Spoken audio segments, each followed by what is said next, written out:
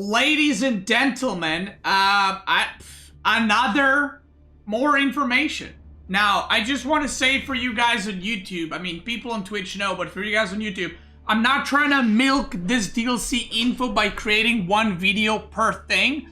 They have released Knights Templar age ups today, and then they showed 2 more things. So, I guess they're going to be dropping info every day, and I guess I'll be printing content every day. Alright, so I'm just saying, I would have probably made one bigger video, but they keep releasing stuff. And they just released this earlier, which is the House of Lancaster unique units. So we see their longbows here. We already know that the longbows have the artillery shot, or no, synchronized shot, which is basically, it looks like you click on something, and then the AoE falls on top of that unit, dealing damage all around it. That's what's, I think, is happening, but we don't have any confirmation for that. Although, we do know it's AoE. We got a new unit here, which is Earl's Guard. So these are the guys that are throwing knives, and we've seen this in the pictures and in those trailer videos. So here we go.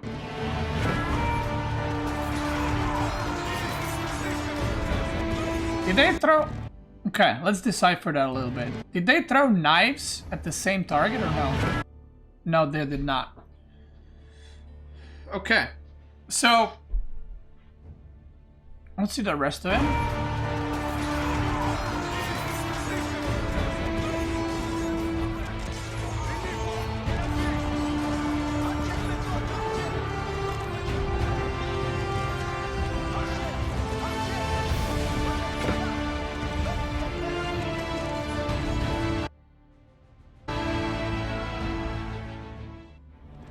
Okay, so this makes me believe that this is an auto cast ability, like the Donzo. Because look at this, the moment the horsemen get in range, they immediately go for it. Look, and then one after the other just start. And also, if it was a casted ability, like you had to click it, then they would all attack the same one, but they all attack the different one. So I think it's just a Donzo type of attack. Now, Donzos do bonus damage against cavalry, right? The Donzo Spear does bonus damage against cavalry. Now, what I wonder, because these are, you're throwing knives, I would assume the knives have the bonus damage against light units, because that would make sense. Or maybe even against ranged units. Because it wouldn't make sense if you're throwing knives at, like, knights and you're killing them, right? So, and there's no way they're also going to do bonus damage against cavalry, because then that's just Donzo. So I think it most likely does bonus damage against light units, which is why it didn't do much here.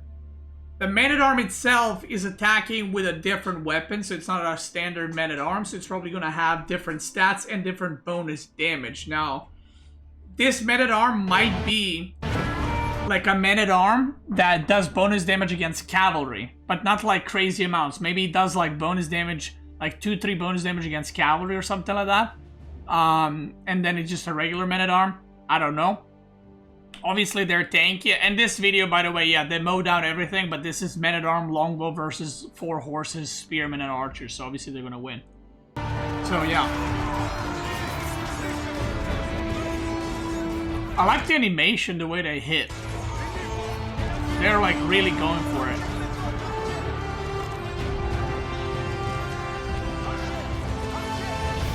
That's pretty cool. So it seems that the English variant, you know, devs mentioned this thing where they said in one of the blog posts they have learned from the past variant civs, and they want to make them like more distinct from their original civs. So like, they don't want to just have another English. And if you look, I mean, they have unique longbows and they have unique men-at-arms.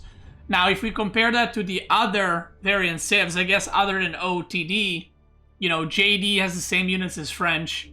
China and Jushi have the same units, right? I mean, there's differences between them, but the units are pretty much the same. And then Ayubid and Abbasid has some different units, and those are the civs I feel like people like quite a bit. Because it's a variant, but it plays completely different, and it has unique units, right? Now, it seems that what they said they learned from it, and they're kind of know a little bit better which direction to take variant civs. It seems that this civ is just gonna have... I mean, just men-at-arms being different already changes the playstyle quite a bit, because English men-at-arms are all about tankiness. I don't think these guys are gonna have the Chad armor +2/+2, so they're gonna have a different role most likely, so I'm kind of excited to see that. Now, we got some more news, if you would believe it. And they released this blog post as well. So a lot of it is what we've already seen. So I'm kind of going to scroll through. So this is the, what we've already seen. Delve into the next DLC, blah, blah, blah. We're going to have 2 variant civilizations, new game modes. Again, we've seen that. 10 new maps, new achievements. Now the achievement part is new, and we're going to go through them because apparently there's some intel in there. So let's go through it. So, Knight, oh, this is a new screenshot, right? This is a new screenshot, I'm pretty sure. We did not have this one. What are those? That's Abbasid or Ayyubid. Campaign Turkish archers? Okay, never mind.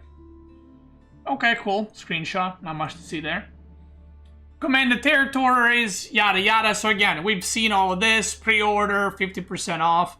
Now, this screenshot I think we saw, but I'm not sure. So for those that don't know, the House of Lancaster, it looks like this is their landmark. Because we haven't seen in any of the screenshots. We have not seen Abbey. We have not seen Council Hall. So there's a chance that this is their landmark that is upgraded similar to House of Wisdom. Okay? And it seems that Knights Templar might not even have a second landmark. I don't really know how that's going to work. I'm assuming they do, but I don't really know. Now, these are not houses, they're manors. So it looks like the House of Lancaster, they don't have houses, they have manors, which I'm assuming gives more supply, like 20 supply, because there's not as many of them and they're a lot bigger. They're the size of barracks or stable. And they mentioned previously that manors will also generate resources. Mind your manners. They're right. So if they generate resources and they serve like a house, it seems to me like if already they gather passive resources, I don't think the House of Lancaster is going to have enclosures. Yeah, this civ does look very noob friendly. Like it looks very beginner. I mean, it's like English, but with a different flavor, you know? So again, we've seen all of this. House of Lancaster comes armed with not only a powerful shot ability called a synchronized shot, a wide-ranging volley shot, but they're also bolstering by manner, a unique building which generates resources. There you go. Okay, historical battles. Now we have seen, this is a screenshot from the video we have watched already. I have a bunch of videos on the DLC news and DLC updates, so if you want, check those out from the past videos. New maps, we discussed this as well. So we're gonna have to see what they look like. Now, new achievements. So let's go through them. Victory through cross and sword.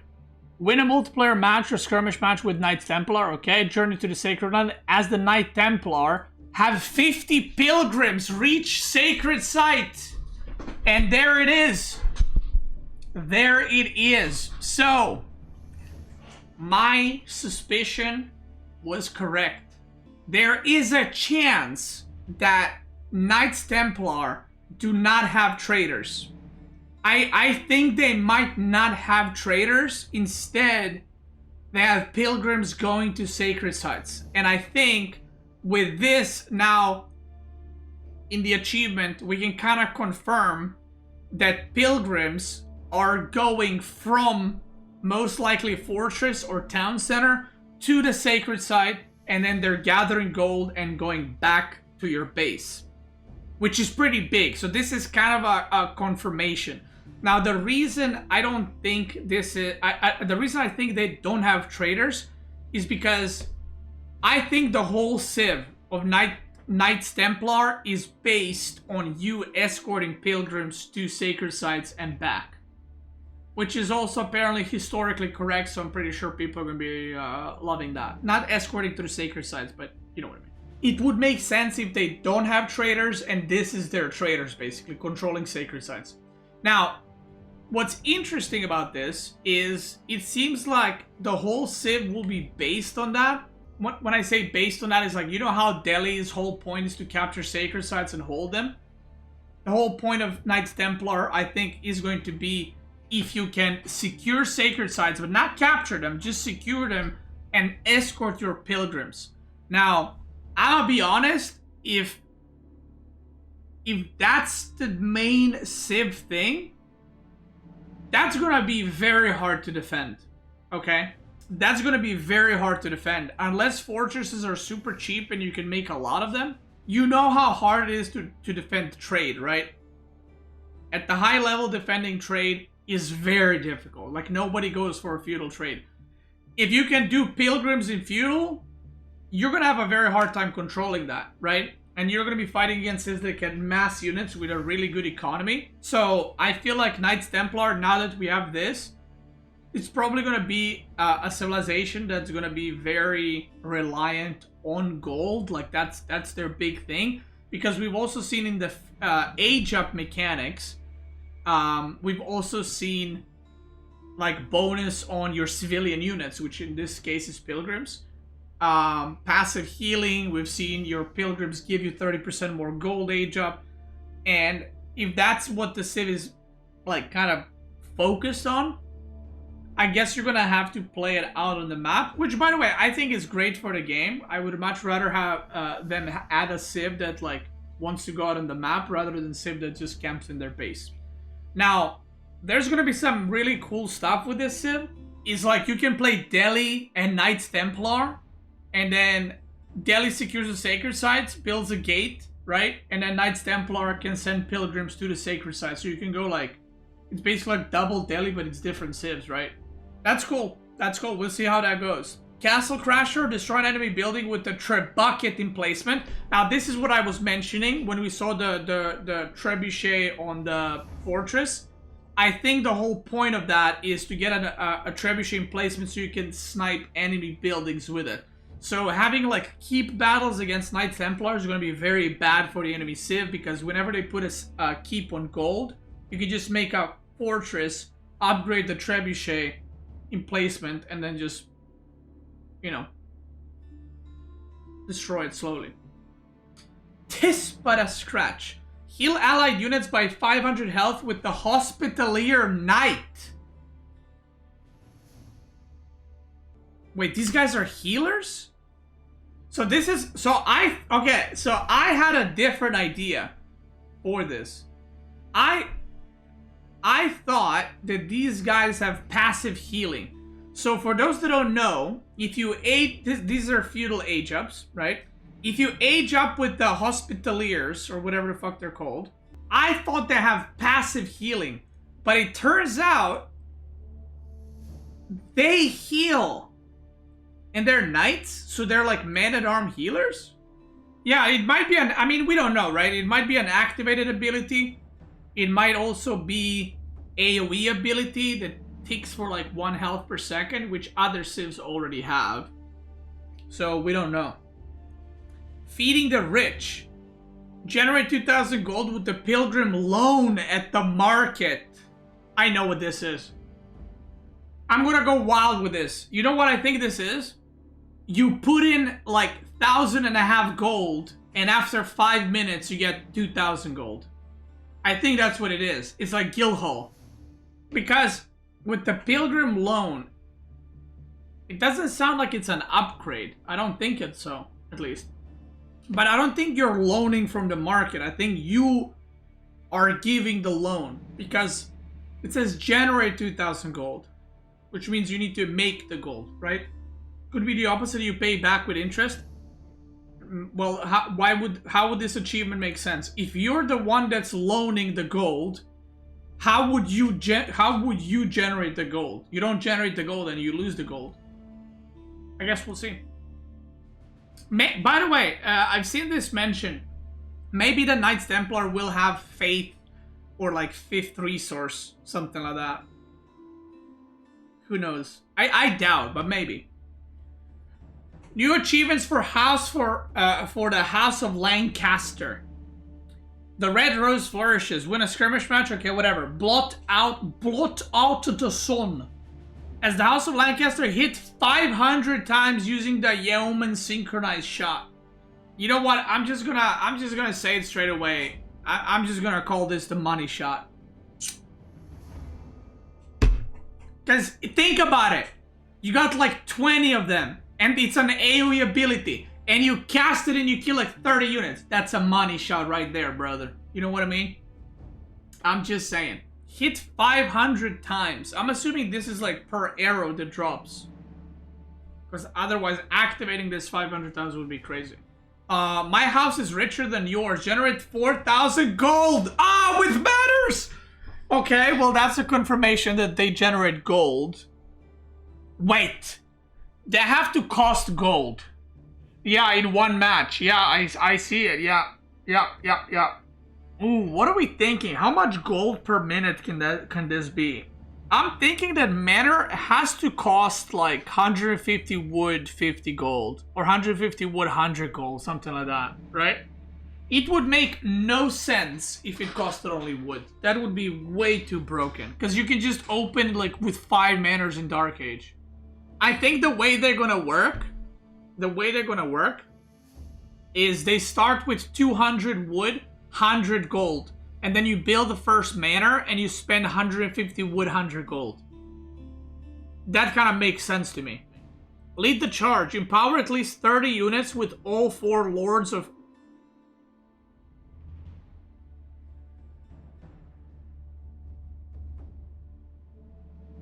What? They have 4 heroes? You know what kind of heroes I think this will be? It won't be heroes. It's gonna be like the, do you know the campaign heroes that have abilities to activate? Like one has like a reduced damage taken, one has like increased attack speed of units. I think it's gonna be like that. I think they're gonna be like that. Empower at least 30 units. Empower. It would say buff. No, if it was an ability. So maybe they just, if you're standing next to the lords, they empower your units like prelates or something like that. It's possible. Knife to meet you. Kill 50 units with the Earl's Guard after researching throwing dagger drills. So, well, we know that is also an upgrade. There we go. Knife to meet you. New achievement made for historical battles. Defeat the French army at Agincourt. Destroy the army besieging Safed. Capture all sacred signs. I mean, okay, these are just historical battles. Cool stuff. Okay, we can pre-order on Steam today. Microsoft Store, get 50% discount. That's a lot of information they just dropped, by the way. You know what I hope the devs do? I don't know if this is on their menu, but I like seeing the House of Lancaster. Like, I can see it's an English variant, but it's very, very different. I kind of wish they went back and they changed JD, Zushi Legacy. But that's it. Just change those two a bit. I think Ayubid and OTD are fine. To be fair. Like, okay, they have, like, OTD has the same landmarks. Maybe do something there, but it's fine. I would love if they change some stuff for Jushi Legacy and JD especially to make it more unique.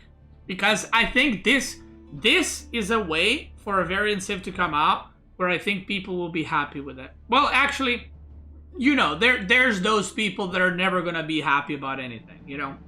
Like, if you release a variant civ, they're gonna cry that it's a variant civ. If you release an original civ, they're gonna cry that it's not another original civ. If you release 5 original civs, they're gonna cry that they stopped doing variant civs because now it's all like there's no other variant. You know, there's just no helping to those people. So, yeah, I think well-adjusted people will be happy with it. Yeah, I think so too.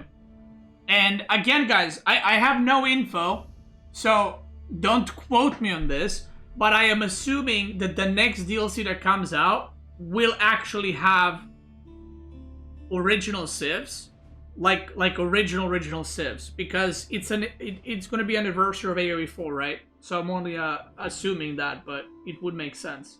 But to be fair, for me, if they release more civs like these two, in later this year, I would be fine with that too. I can't believe they released so much info in one day, by the way. It's like they posted 3 things. And if you want to make sure you keep up with the news, by the way, obviously I'm going to cover all of these on my stream and on my YouTube channel. But also they are tweeting out these things. They're posting on their YouTube page. So they're kind of teasing a little bit, doing some marketing, which I kind of like, because I'm growing in the hype a little bit. You know what I mean? My hype is getting more and more erect every day, if you will. So it's pretty cool. Love it. If you're watching this on YouTube, I want to thank you so much for watching, brother. I appreciate you. I hope you enjoyed this one. And, you know, if I release another video tomorrow about DLC, there's no more news as of right now. There's no more news. So if I release another video, it's because tomorrow there's more news. But I'm going to keep you up to date. If you're watching on YouTube, thank you for watching. Check me out on Twitch. I'm probably live right now. If you're watching on Twitch, let's keep going.